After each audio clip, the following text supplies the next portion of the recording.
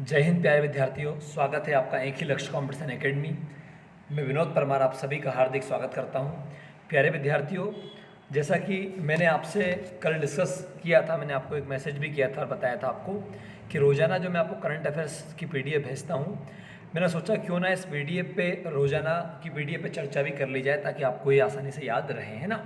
क्योंकि क्लास में तो समय नहीं हो पाता है कि हम डिस्कस कर लें, लेकिन हम आज से शुरुआत करते हैं। देखिए बच्चों, जैसा कि हम देखेंगे, हम निकालेंगे सबसे पहले 27 अगस्त की जो न्यूज़ आई थी हमारे सामने, उसको निकालेंगे। सबसे पहले न्यूज़ है, बांग्लादेशी फहमीदा अजीम ने पुलित्जर पुरस्कार 2022 जीता। प्यारे विद्यार्थियों, पुलित्जर पुरस्कार जो हैं ये 1917 में शुरू हुआ था, ठीक है ना। बहुत ही इंपॉर्टेंट पुरस्कार है, बहुत पुराना पुरस्कार है, ठीक है ना। तो इसके बारे में हम देखें, बांग्लादेश में जन्मी चित्रकार और कहानीकार फहमीदा अजीम को 2022 के पुलित्जर पुरस्कार के लिए चुना गया। वर्तमान में वह एक अमेरिकी ऑनलाइन पत्रिका, मतलब अमेरिका में एक ऑनलाइन पत्रिका है, इनसाइडर के लिए काम कर रही है। फहमीदा को उनकी विजेता टीम के सदस्यों एंथनी डेल, कर्नल जोस एडम्स और न्यूयॉर्क में इनसाइडर के वर्ल्ड हिक्की के साथ, मतलब इनके साथ में मिला है उन्हें, बाकी लोगों को मिला है। How I escaped a Chinese entertainment camp नामक एक सचित्र रिपोर्ट के लिए सम्मानित किया गया है। क्लियर ना। फहमीदा अजीम का जन्म बांग्लादेश में हुआ और आप सब जानते हैं बांग्लादेश की राजधानी ढाका है, मुद्रा टका है। वर्तमान प्रधानमंत्री कौन है? तो शेख हसीना है, आप सभी जानते हैं, है ना। और वह एक अमेरिका में बस गई, मतलब बांग्लादेश की लेकिन कहाँ रहती है? वो अमेरिका में रहती है। उनका काम पहचान, संस्कृति और स्वायत्तता के लिए विषयों पर केंद्रित है, ठीक है ना। तो इसके बारे में दिया हुआ है ना। इसे शुरुआत 1917 में हुई थी। जोसेफ पुलित्जर की वसीयत में लिखे गए प्रावधानों के द्वारा की गई थी। कोलंबिया विश्वविद्यालय इस पुरस्कार का प्रबंधन करता है। जो अमेरिका में कोलंबिया विश्वविद्यालय है वह इस पुरस्कार का मैनेजमेंट करता है। ये पुरस्कार 21 श्रेणियों में दिए जा रहे हैं ना। 20 श्रेणियों में प्रत्येक विजेता को 15,000 अमेरिकी डॉलर और एक प्रमाण पत्र दिया जाता है। पुरस्कार की लोक सेवा श्रेणी में, जो लोक सेवा श्रेणी होती है, उसमें राशि न देते हुए स्वर्ण पदक दिया जाता है। क्लियर ना। तो बांग्लादेश आप जानते हो हमारा पड़ोसी देश है, जो 1971 में बना, ठीक है ना। आप सब जानते 16 दिसंबर 1971 को भारत ने जो है पूर्वी पाकिस्तान जिसका नाम था उसे आज़ाद करवाया पश्चिमी पाकिस्तान से, और आज हमारे सामने बांग्लादेश के रूप में है ना। ये आपको ध्यान रखना है। आगे हम बात करते हैं, अगली न्यूज़ है, भारतीय युवा ग्रैंड मास्टर प्रज्ञानंद का कमाल, 5 बार के वर्ल्ड चैंपियन मैग्नस कार्लसन को 4-2 से हराया। प्यारे विद्यार्थियों, आप जानते हैं कि जो शतरंज खेल है इसमें शुरुआत से ही भारत का ने जो है आपका काफ़ी बेहतर परफॉर्म किया है। भारत के फेमस खिलाड़ी थे विश्वनाथ आनंद, आपने नाम सुना होगा, जो कि 5 बार जो है वर्ल्ड चैंपियन रहे हैं, ठीक। तो अभी यदि हम बात करें उनके बाद में, तो जो विश्वनाथ आनंद जी थे, ठीक, उनके बाद में हमारे एक बहुत युवा खिलाड़ी 16 साल की उम्र में इन्होंने पहला ग्रैंड स्लैम जीता था, जिनका नाम है जो है प्रज्ञानंद नाम है ना। जो कहाँ के हैं? तो आर प्रज्ञानंद जो है आपके ये विशेष रूप से तमिलनाडु के रहने वाले हैं, ठीक है ना। तमिलनाडु में चेन्नई में इनका 2005 में जन्म हुआ। 16 साल की उम्र में 2018 में इन्होंने अपना पहला ग्रैंड स्लैम जीता था। ये वेरी वेरी इंपॉर्टेंट है। ग्रैंड स्लैम क्या होता है? तो देखिएगा, ग्रैंड स्लैम में नाम दिया, जैसे जो गेम्स होता है, जो टूर्नामेंट होता है इसका शतरंज का, उसका नाम है ग्रैंड स्लैम। अब ग्रैंड स्लैम एक आपका टेनिस में भी होता है, वो भी आपको टेनिस में जो होता है 4 ग्रैंड स्लैम होते हैं, ऑस्ट्रेलियाई ओपन होता है, विंबलडन होता है, फ्रेंच होता है, ठीक है ना। तो इस प्रकार से अलग अलग, या यूएस होता है, ये होते हैं। लेकिन ये शतरंज की बात है ना। आपको पता होगा 1988 में जो हमारे विश्वनाथ आनंद जी थे, उन्होंने अपना पहला ग्रैंड स्लैम जीत लिया था, ठीक है ना। और 1991 में जब राजीव गांधी की मृत्यु हुई, तो राजीव गांधी जी की मृत्यु होने के बाद में उनके नाम से एक पुरस्कार शुरू हुआ, राजीव गांधी खेल रत्न पुरस्कार, जो कि भारत का सबसे बड़ा पुरस्कार हुआ करता है, मतलब होता है। हालांकि वर्तमान में राजीव गांधी खेल रत्न पुरस्कार का नाम बदल करके आप सब जानते हैं ध्यानचंद पुरस्कार, जो है ध्यानचंद रत्न पुरस्कार कर दिया गया है। क्लियर ना। जो कि पिछली बार में हम ओलंपिक में जो हॉकी में पदक जीते थे, उसके बाद में ये किया गया था। क्लियर ना। तो ये आपको ध्यान रखना है कि अभी भारत का सबसे बड़ा खेल पुरस्कार कौन सा है, ठीक। तो ध्यानचंद रत्न पुरस्कार आपका के नाम से माना जाना जाएगा। जो पहले क्या नाम था इसका? राजीव गांधी। तो राजीव गांधी जीतने वाले पहले व्यक्ति कौन थे? विश्वनाथ आनंद जी थे। ये आपको ध्यान रखना है। इन्हें 2007 में पद्म विभूषण से भी सम्मानित किया जा चुका है, और ये भी तमिलनाडु के थे। अच्छा, जो प्रज्ञानंद हैं आपके, ये विश्वनाथ आनंद जी के जो है कह सकते हैं हम लोग कि उनके एक प्रकार से उनके नेतृत्व में, ठीक है ना, ये अपने गेम को खेल रहे हैं, या हम कह सकते हैं कि इन्होंने ये ट्रेनिंग उनसे ले रहे हैं, ठीक है ना। ये आपको ध्यान रखना है। देखिए, भारत के युवा ग्रैंड स्लैम आर प्रज्ञानंद ने एक बार फिर शानदार प्रदर्शन किया है। इन्होंने FTX क्रिप्टो कप कि अंतिम दौर में विश्व के नंबर 1 खिलाड़ी क्या है, मैग्नस कार्लसन को 4-2 से हराया। भारत के युवा मास्टर ने कार्लसन को लगातार 3 बाजियां जीतकर अपनी प्रतिभा का लोहा मनवाया। लगातार 3 जीत की, टाई ब्रेक की 2 जो है बाजियां भी शामिल है ना, इस प्रकार से उन्होंने जीता। तो ये आपको ध्यान रखना है। अब जो मतलब कार्लसन जो है वो नॉर्वे खिलाड़ी है, आपको ध्यान रखना है। थर्ड नंबर पे एंजेला मर्केल ने 2022 का यूनेस्को शांति पुरस्कार जीता। वेरी वेरी इंपॉर्टेंट है बच्चों। एंजेला मर्केल जो थी ये जर्मनी की अंतिम चांसलर थी। वर्तमान में वहाँ पे जर्मनी के जो वर्तमान चांसलर है वो आपका ओलाफ शुल्ज हैं, ठीक है ना। जर्मनी आप सब जानते हैं राजधानी बर्लिन है, ठीक, मुद्रा यूरो है, और जो बर्लिन शहर है वो स्पी नदी पर बसा हुआ है जर्मनी का। जर्मनी यूरोप महाद्वीप का एक देश है, ये आपको ध्यान रखना है। क्लियर ना। तो ये वेरी वेरी इंपॉर्टेंट न्यूज़ है आपकी। देखिएगा पूर्व जर्मन चांसलर, तो जैसे हमारे यहाँ प्रधानमंत्री होता है इसी प्रकार जर्मनी में जो होता है वहाँ के प्रमुख जो होते हैं उन्हें चांसलर कहा जाता है। हिटलर कभी जर्मनी का चांसलर हुआ करता था, ये आपको ध्यान रखना है, ठीक है ना। चलिएगा, तो वेरी वेरी इंपॉर्टेंट है। तो हमने पढ़ा पूर्व जर्मन चांसलर एंजेला मर्केल को शरणार्थियों का स्वागत करने के उनके प्रयासों के लिए, किसके लिए, देखो आपको पता है भी कुछ समय पहले दुनिया में अलग अलग जगह गृह युद्ध छिड़ा हुआ था। जैसे सीरिया में आपका चल रहा था, है ना, या यूक्रेन में वर्तमान में हो रहा है। तो सीरिया के जो लोग थे आपके आईएसआई वाले बहुत सारे भागकर जर्मनी तरफ में आए, जर्मनी ने उसकी हेल्प की, लोगों को शरण दी। तो ये सारी बातों को देखते हुए जो है एंजेला मर्केल को ये पुरस्कार आपका दिया गया है ना, जो कि वेरी वेरी इंपॉर्टेंट है ना। चलिएगा आगे हम देखते हैं अगला। अच्छा, इस पुरस्कार की शुरुआत जो हुई थी वो 1989 से होती है। ये वेरी वेरी इंपॉर्टेंट है, ये प्रश्न आपको एग्जाम में याद रखना है। चौथा जो फोर्थ न्यूज़ है हमारी वो है विदेश मंत्री डॉक्टर एस जयशंकर ने पराग्वे में नवनिर्मित भारत दूतावास का भवन का उद्घाटन किया। ये पूछ सकता है विदेश मंत्री कौन है हमारे, एस जयशंकर। एस जयशंकर जब सुषमा स्वराज हमारे भारत की विदेश मंत्री थी उस समय उनके विदेश सचिव हुआ करते थे, ठीक है ना।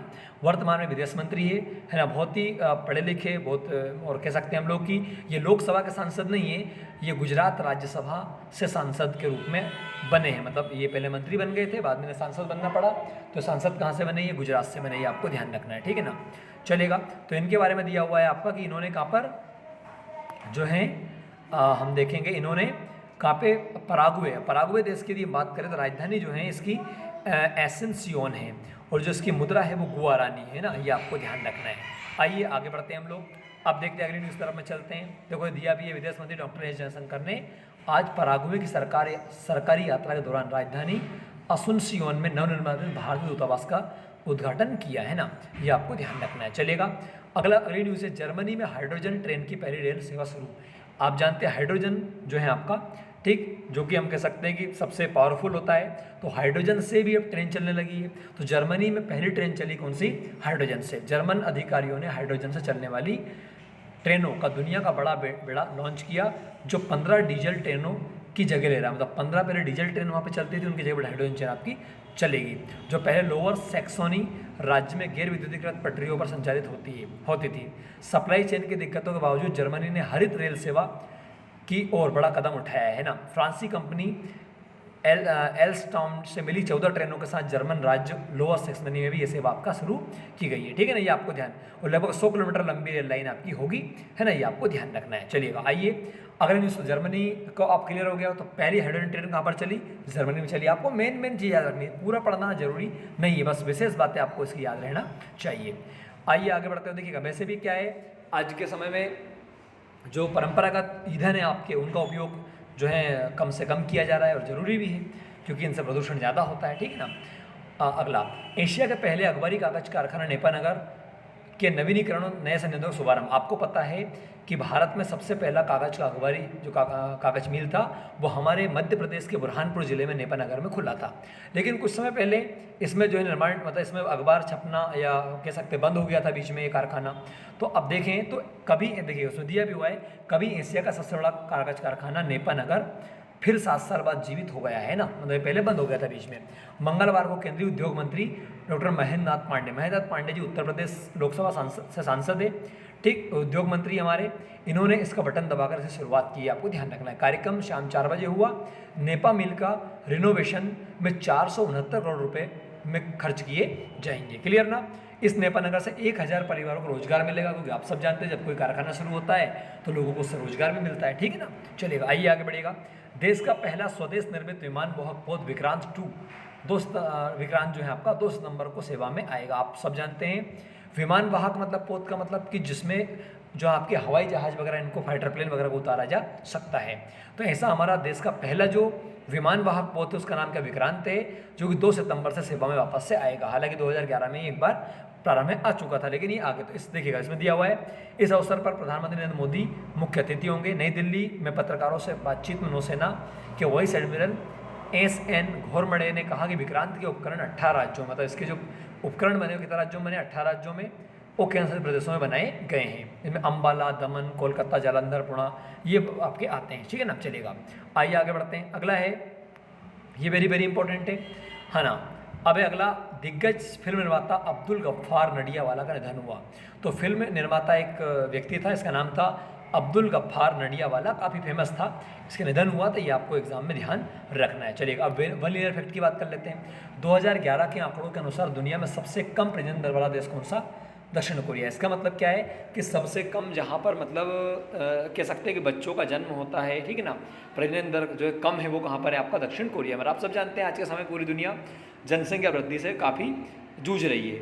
आइए आगे देखते हैं। अगला है, सिंगापुर की तर्ज पर देश का पहला नाइट सफारी और जैव विविधता पार्क कहाँ स्थापित किया गया? लखनऊ में। नाइट सफारी मतलब रात के समय भी इसमें आप इस नेशनल पार्क में घूम सकते हैं। कहाँ पे? लखनऊ में। यहाँ पर तो सिंगापुर में ऐसा है नाइट सफारी, ठीक उसके जैसा कहाँ पर स्थापित किया गया? हमारे लखनऊ में। एशिया के सबसे बड़े निजी 2600 बेड वाले अमृता अस्पताल का उद्घाटन कहाँ हुआ? तो आपको ध्यान रखना, फरीदाबाद हरियाणा में। ठीक है ना, कितने बेड का? 2600, 2600 मरीज इसके अंदर जो है रह सकते हैं। ठीक है ना। अगला है, होमी भाभा कैंसर अस्पताल और अनुसंधान केंद्र का उद्घाटन कहाँ पे हुआ? तो मोहाली पंजाब में हुआ। ठीक, कैंसर अस्पताल बना अभी भी नया है ना कैंसर के लिए। भूकंप का शिकार बने लोगों की याद में स्मृति वन नामक भूकंप संग्रहालय कहाँ बना? गुजरात के भुज में। आप सब जानते हैं कि 2001 में गुजरात के भुज में भूकंप आया था। आई थिंक 26 जनवरी पर ही भूकंप आया था। तो यहाँ पर क्या बना है आपका? स्मृति वन नामक भूकंप संग्रहालय। ठीक है ना, ये बना दिया गया। 29 अगस्त से देश में पहली बार, अब देखिए 29 अगस्त खेल दिवस होता है, आपको पता है। तो 29 अगस्त से देश में पहली बार ग्रामवासियों के लिए राजस्थान में आयोजित होने वाला राजीव गांधी ग्रामीण ओलंपिक 2022 का शुभंकर क्या होगा? तो शेरू, मतलब गांव के लोगों के लिए खेल की शुरुआत होगी 2022 में से। शुभंकर जो है वो बताया गया है। 44वें जमनालाल बजाज पुरस्कार 2022 से किसे नवाजा गया? तो नीलेश देसाई को यह पुरस्कार मिला। कौन सा? 44वां जमनालाल बजाज पुरस्कार। इंग्लैंड में भारत का उच्चायुक्त किसे नियुक्त किया गया? तो विक्रम दोराई स्वामी। ये क्या? इंग्लैंड में भारत के क्या बने? उच्चायुक्त बने। सर उच्चायुक्त क्या होता है? कुछ नए बच्चों को समझ में नहीं आता है। तो प्यारे बच्चों, इसे हाई कमिश्नर बोलते हैं। हमारे देश के लोग इंग्लैंड में भी रहते हैं, अमेरिका में भी रहते हैं। तो इंग्लैंड में जो हमारे भारत के लोग रहते हैं उनकी देखभाल करने के लिए, ठीक वहाँ पर हमारे भारत सरकार की तरफ से अधिकारी अपॉइंट किए जाते हैं। ठीक, जो दूतावास में रहते हैं उन्हें उच्चायुक्त या आयुक्त बोलते हैं। क्लियर ना? चलिएगा अब कुछ क्विज है आपके, उसको डिस्कस कर लेते हैं। किस प्रौद्योगिकी संस्थान के शोधकर्ताओं ने गन्ने के कचरे से चीनी का विकल्प खोजने का नया तरीका खोजा है? क्या बताएं? गन्ने के कचरे से भी चीनी आपकी बन जाएगी। तो आईआईटी गुवाहाटी ने, ये आपको ध्यान रखना है। भारत ने यूनेस्को की अमूर्त मतलब इसकी मूर्त नहीं होती है, अमूर्त सांस्कृतिक विरासत सूची में अंकित करने के लिए किस नृत्य शैली को नामांकित किया है? तो आपको पता है भारत में अलग अलग नृत्य, घूमर है, गरबा है, कत्थक है, भांगड़ा है। तो गुजरात में जो गरबा है विशेष करके, उसे यूनेस्को ने अपनी अमूर्त सांस्कृतिक विरासत की सूची में शामिल किया है। ठीक है ना, मतलब हमारी संस्कृति का हिस्सा है ये, है ना। आगे हम बढ़ते हैं। आयुष्मान भारत प्रधानमंत्री जय PMJAY के तहत ट्रांसजेंडर मतलब कौन? जो थर्ड जेंडर होते हैं, व्यक्तियों के लिए एक समावेशी और समग्र स्वास्थ्य पैकेज प्रदान करने के लिए राष्ट्रीय स्वास्थ्य प्राधिकरण और किसके बीच एक समझौता ज्ञापन पर हस्ताक्षर किया गया है? इसका मतलब क्या? तो प्यारे बच्चों, आयुष्मान योजना में हम सबको लाभ मिलता है, फ्री में इलाज होता है। तो जो हमारे देश में थर्ड जेंडर होते हैं, किन्नर जिन्हें बोलते हैं, ठीक, उनके एक समावेशी और समग्र स्वास्थ्य के लिए जो है आपका एक प्रकार से एक योजना बनाई है। तो वो जो है भारत का सामाजिक न्याय और अधिकारिता विभाग और जो है राष्ट्रीय स्वास्थ्य प्राधिकरण दोनों ने मिलकर बनाई है। इंडिया क्लीन एयर समिट का चौथा संस्करण किस शहर में आयोजित किया गया? तो इंडिया जो क्लीन है मतलब सफाई वाला, स्वच्छता वाला, ठीक, वो समिट जो हुई आपकी वो कहाँ पे हुई है? बेंगलोर में हुई है।